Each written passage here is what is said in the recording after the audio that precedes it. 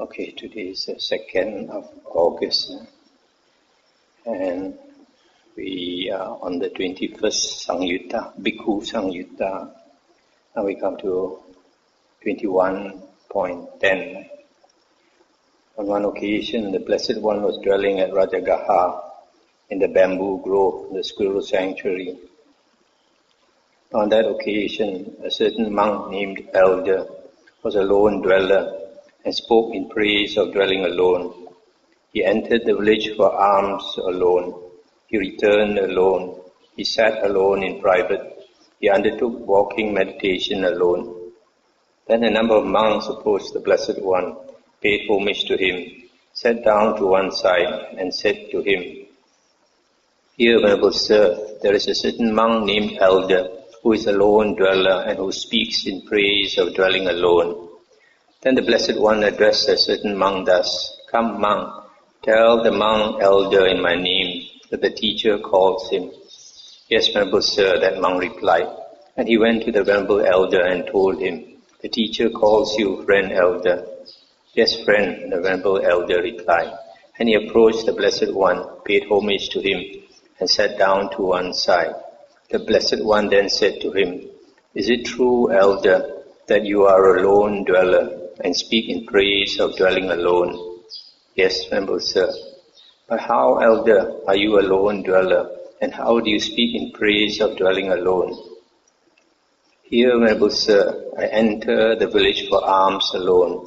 I return alone. I sit alone in private, and I undertake walking meditation alone. It is in such a way that I am a lone dweller and speak in praise of dwelling alone."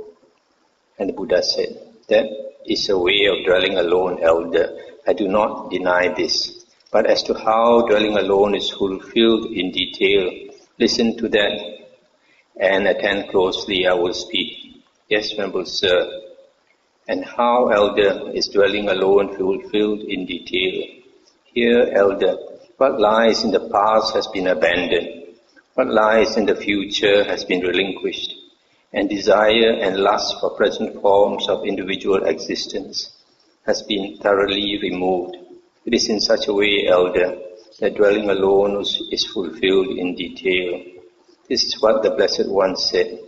Having said this, the Fortunate One, the teacher, further said this: "The Wise One, all conqueror, all knower, among all things unsullied, they all cast off, liberated in the destruction of craving, I call that person one who dwells alone."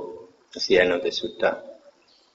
So here, this monk by the name of Elder, he kept to himself, and so he claimed to be a lone dweller. But the Buddha said, that is true, but that is not fulfilled in detail. Then the Buddha said, dwelling alone actually is to relinquish the past and don't crave for future rebirth, future existence. And even the present forms of individual existence has been thoroughly removed. Desire and lust for it has been thoroughly removed. In other words, one has totally let go all desire for existence. Then there's nothing to occupy the mind. Then the Buddha says that is dwelling alone. So the Buddha is trying to say dwelling alone is not so much the physical aspect, although the physical aspect is one aspect. But the Buddha says the mind, being alone in the mind, not having a mind that is occupied with this or that. That is really dwelling alone. This dwelling alone, sometimes it is the Pali word is viveka, seclusion, and the Buddha and the suttas talk about kaya viveka and chitta viveka. Kaya viveka is like this monk, bodily secluded. He lives in a secluded place, for example, in a cave or high up in the hills or in the forest alone. That is kaya viveka. Or even if he stays in a monastery with other monks, He does not socialize with other monks. He keeps aloof. That is Kaya Viveka. But Chitta Viveka is a higher standard. Chitta Viveka is mental seclusion. That means your mind is detached. Detached from what? Detached from the world of the six senses. So, because the world of the six senses is dukkha, it's also a source of a lot of contact. If you have eye contact, you have ear contact, you have nose contact, tongue, body, and mind contact. Then because of contact, feelings arise, and then thoughts, and all that. The mind keeps going.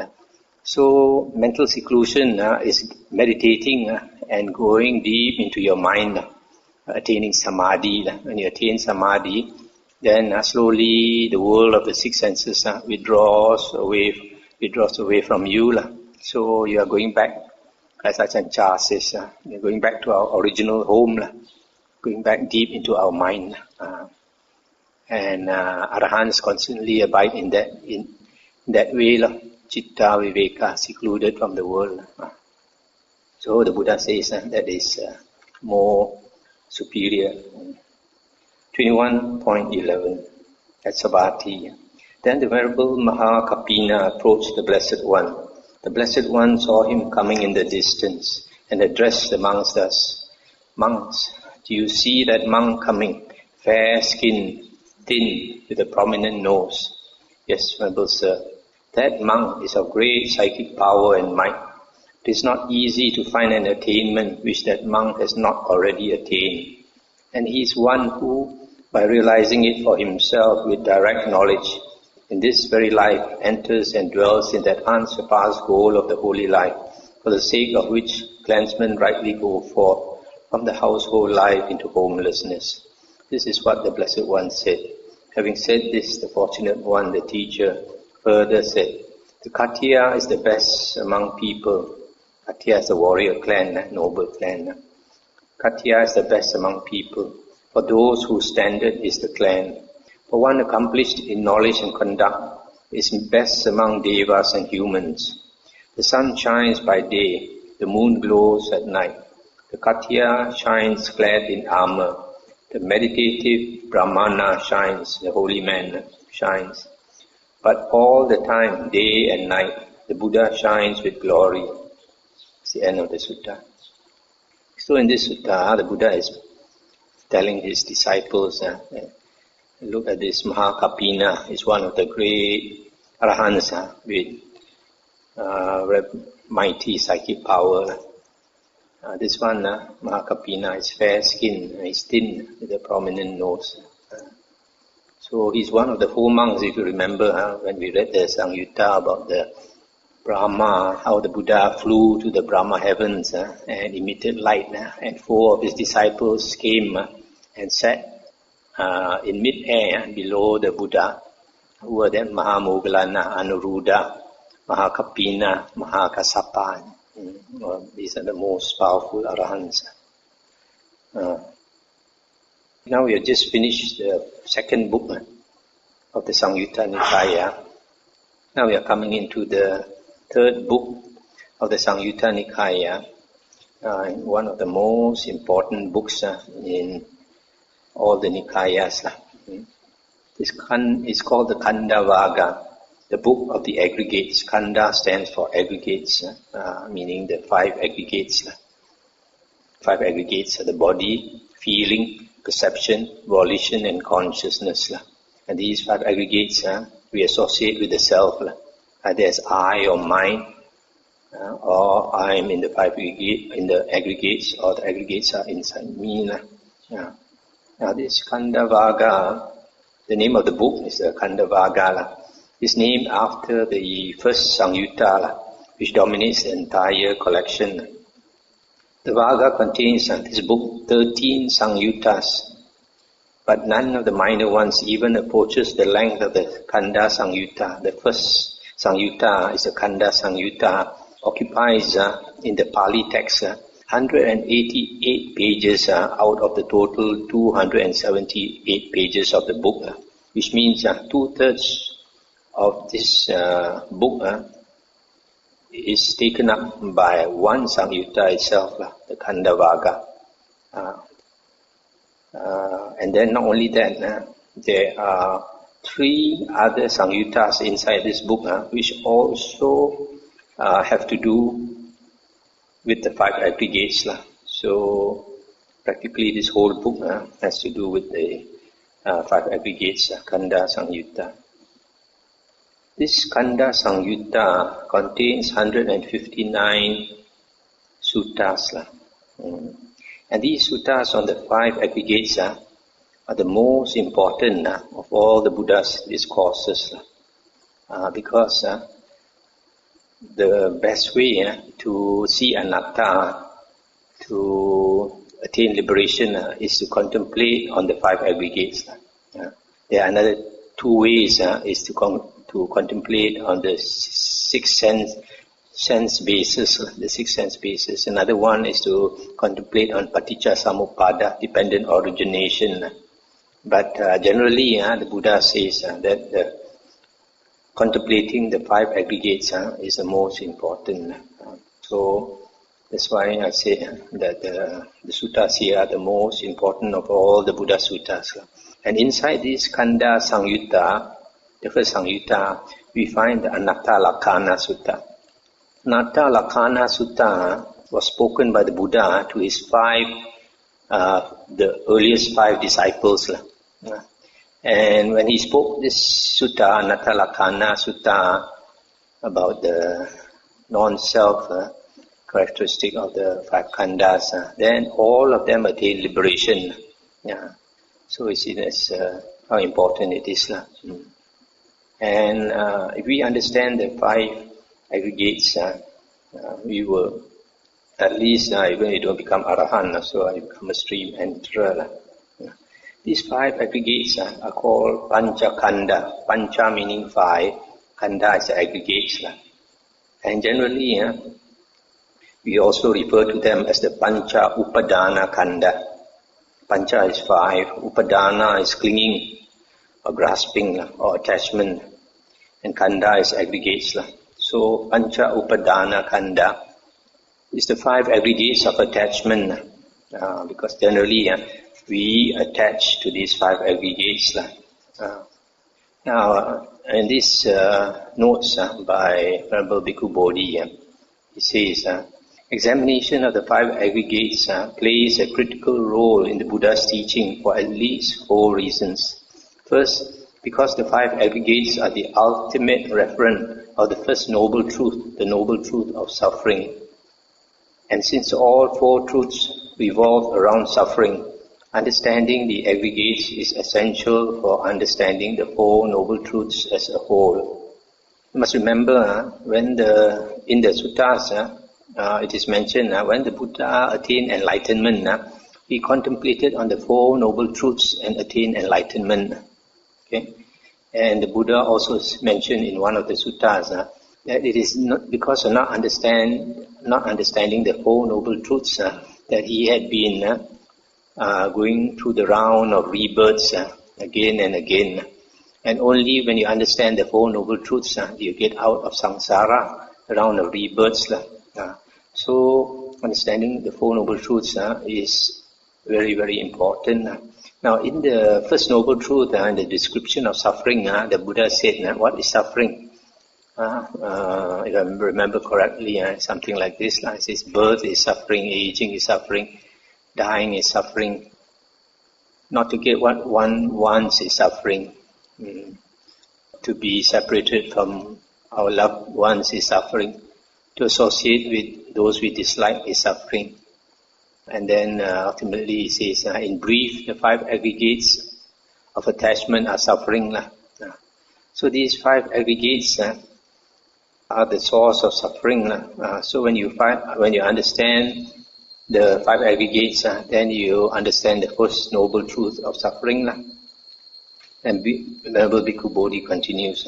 Second, because the 5 aggregates are the objective domain of clinging, and as such contribute to the causal origination of future suffering. So here he's saying that the object of clinging is the 5 aggregates. So and they are the cause of future suffering. So if you understand the five aggregates, then you understand the cause of future suffering, which refers to the second noble truth. Third, because the removal of clinging is necessary for the attainment of release, and clinging must be removed from the objects around which its tentacles are wrapped, namely the five aggregates. So here he's saying the object of clinging is the five aggregates.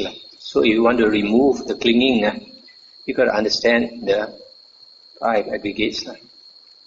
And fourth, because the removal of clinging is achieved by wisdom, and the kind of wisdom needed is precisely clear insight into the real nature of the aggregates. So you need wisdom to remove clinging. And wisdom here means understanding the nature of the five aggregates. Remember when we went through the dependent origination of suffering, the first cause was ignorance. And ignorance is not understanding the cause of suffering. And the cause of suffering is these five aggregates. So when you understand the five aggregates, then you eliminate that ignorance. And that is the start of the chain, eliminating the chain of suffering. Now these five aggregates, the first one is the body. What is the body? The body is the four great elements and the form derived from them. When we say body, we mean our body and we mean other bodies. External to us, for example, my son, my daughter, my wife, my husband, all that, I and mine. And then the condition for the continuation of the body is nutriment, edible food. And then the second aggregate is feeling. Feeling refers to the 6 classes of feeling. Feeling born of contact to the eye, ear, nose, tongue, body and mind.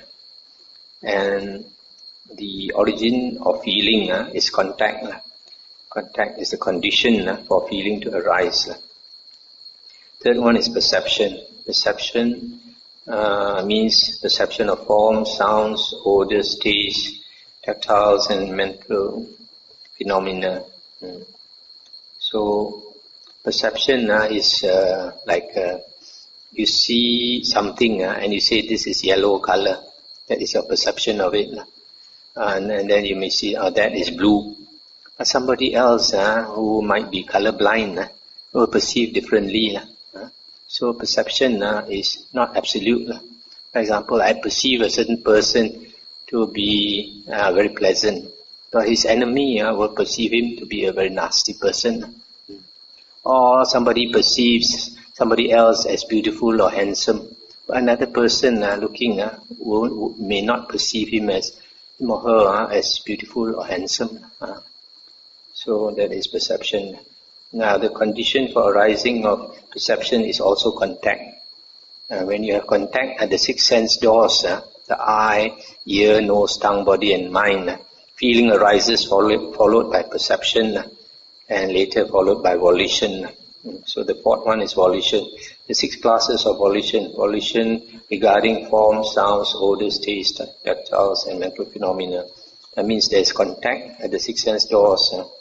And then, as I explained just now, feeling, perception and later volition arises. So the condition for volition is also contact. And the fifth one is consciousness. The 6 classes of consciousness. Eye consciousness, ear, nose, tongue, body and mind consciousness. And the condition for arising of consciousness is mentality and materiality, Namarupa. Because when Namarupa arises, Vijnana, consciousness also arises. And the same the other way. When consciousness arises, mentality and materiality also arises. Now, this ordinary people of the world, we have this Sakaya Ditti. And this Sakaya Ditti is eliminated when you become an Arya, when you attain Sotapanna, there are three factors that are eliminated. One of them is Sakkaya Ditthi. What is Sakkaya Ditthi? Sakkaya Ditthi is translated as identity view. That means you identify yourself with the body and the mind. You take the body and the mind to be I, the self, or mind. So, when you, here it says, this is the difference between the uninstructed worldling or ordinary person, Asuttava Putujana, and the instructed noble disciple, Suttava Arya Savaka. Suttava means instructed or learned. So, an ordinary person who does not learn the Dhamma is still an ordinary person. But a person who listens to the Dhamma and understands the Dhamma, then he becomes an instructed noble disciple. So, to break this identity view and become an Arya, you have got to understand the nature of these five aggregates. The five aggregates, as I mentioned just now, is basically body and mind. The first one, body, is body. And then the other four is the mind, feeling, perception, volition and consciousness. Sometimes some people make the mistake of thinking that Nama Rupa is body and mind. Nama Rupa is not body and mind. Nama Rupa is the object of consciousness. Because when consciousness arises, it must be conscious of an object.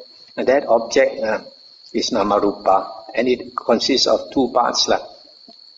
One is the physical part and one is the mental part. So the physical phenomena is Nama, and the physical phenomena is Rupa, and the mental phenomena is Nama. So that's why I mentioned that because of the perception that there is a self, so we feel that I exist, or I am.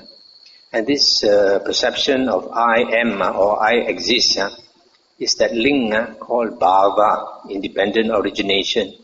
The other time we went through the dependent origination. Bhava is translated as being. That means you have this perception that I am a being, I exist. So in the dependent origination, we find that bhava conditions jati, birth or rebirth. So once you have the perception that I exist, then you see yourself coming into the world, that is birth. So to eliminate bhava, we have to see how that I exist comes about. And we will slowly see when we read the suttas that they are connected with the five aggregates. Now, if you attain right view, then you're on the way to become Sotapanna. When you attain right view, you have entered the stream. Right? And to attain right view, the Sutta Majjhima Nikaya, Sutta 43, tells us that the condition for right view is to hear the voice of another. That means to hear the voice of a teacher teaching you the Dhamma. So actually we need a good teacher to guide us to attain right view. Now the best teacher in the world is the Sammasambuddha. Right? And lucky for us, fortunately for us, his voice is recorded in all these suttas. Which have been transmitted 2,500 years down to us. So we are so fortunate that these words of the Buddha are here to guide us.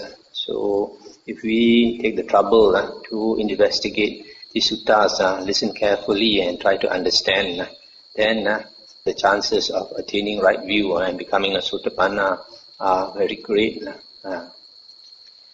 Now, this notes by Venerable Bhikkhu Bodhi says that clinging to the five aggregates occurs in two principal modes, which we might call appropriation and identification. In clinging to the aggregates, one either grasps them with desire and lust, chandaraga, and assumes possession of them, or one identifies with them, taking them as the basis for conceit of our views about one's real self. In a phrase often met with in the Khandha Samyutta, we are prone to think of the aggregates as, this is mine, this I am, this is myself. Here the notion, this is mine, represents the act of appropriation, the function of craving. The notions, this I am and this is myself, represent two types of identification, the former expressive of conceit and the latter of views. So now, briefly, I will talk a bit about these five aggregates. Why is it that we associate the five aggregates with the self? First one is body. If your body is beautiful, you say, I am beautiful. If your body is tall, you say, I am tall. If the body is sick, you say, I am sick. Or you say, so you see, we tend to associate the body with that I or mine. For example, my son. This your offspring, you say, my son. This body is my son. This daughter, this is my daughter. So we either associate body with the I or mine. The second one is feeling. When pleasant feeling arises, you say, I am happy. When unpleasant feeling arises, you say, I am suffering, or I am angry, etc.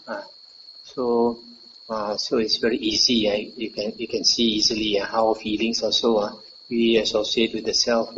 That perception, like I perceive this to be yellow.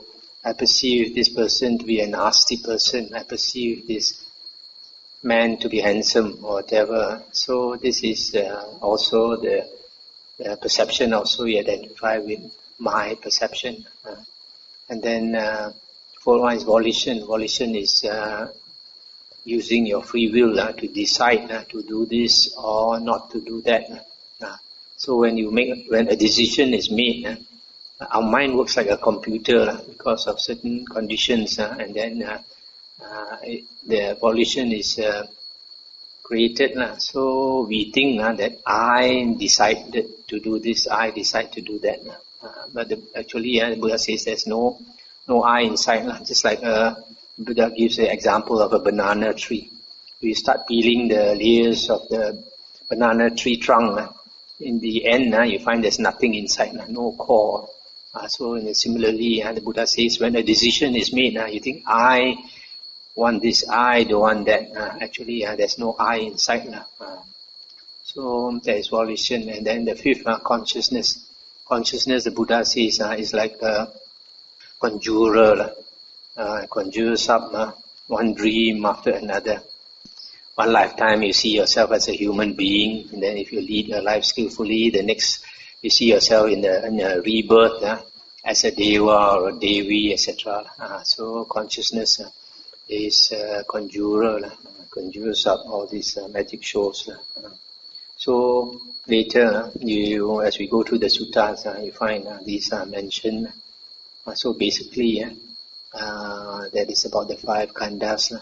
So always remember, the five khandhas refers to the body, and the last four is the mind, body and mind. And we always associate the body and the mind to be I or mine. Whenever we refer to ourselves in a past life, we say, oh, that person, that Indian man was me in the past life. So you associate that body to be yourself. In that lifetime, I experienced happiness or I experienced suffering, or that feeling also you associate with yourself.